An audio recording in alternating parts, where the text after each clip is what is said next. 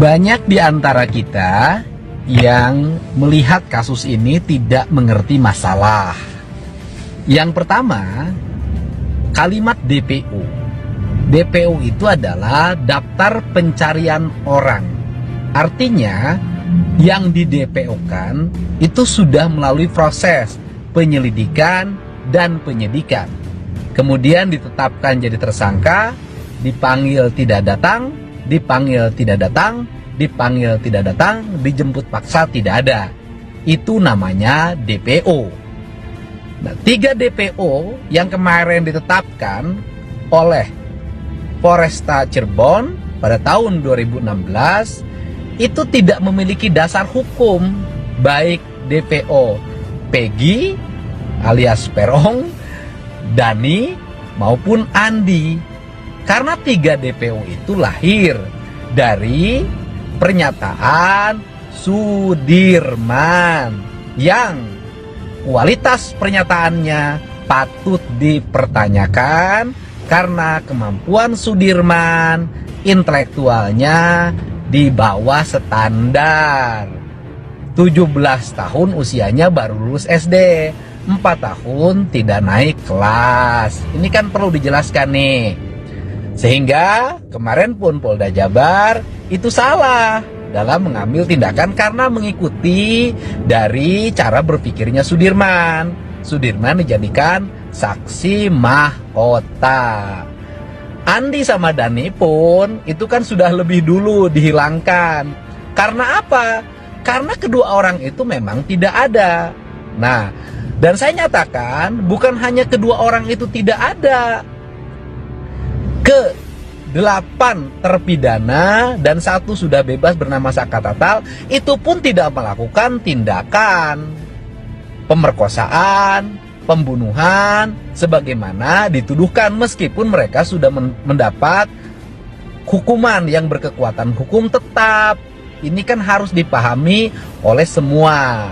Sehingga saya katakan produk hukum 2016 dalam bentuk putusan pidana seumur hidup terhadap 7 orang terpidana, 1 orang 8 tahun dan sudah bebas, 3 orang DPO yaitu Peggy alias Peron, kemudian Dani maupun Andi itu adalah produk hukum sesat meskipun itu berkekuatan hukum tetap. Kenapa?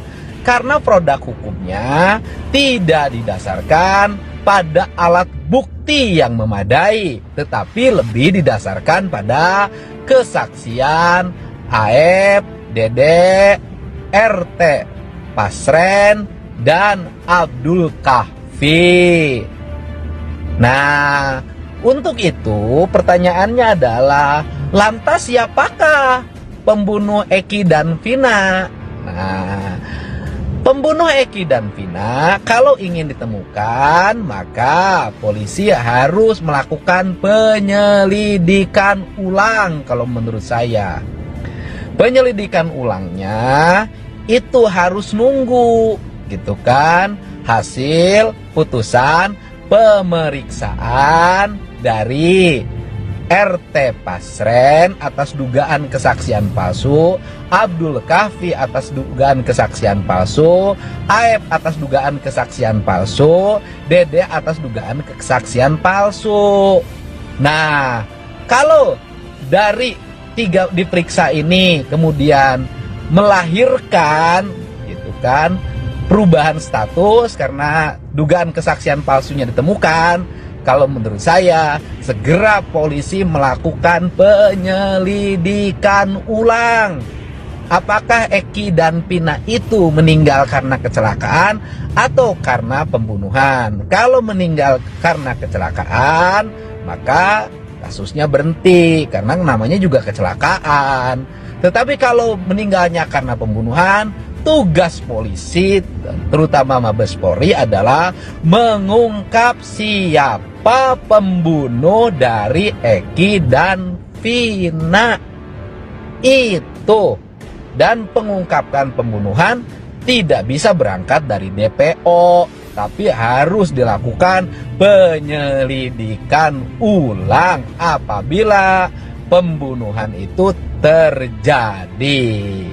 Semoga semuanya menjadi paham dan apa yang disampaikan harus didasarkan pada data-data, alat bukti dan cara berpikir rasional.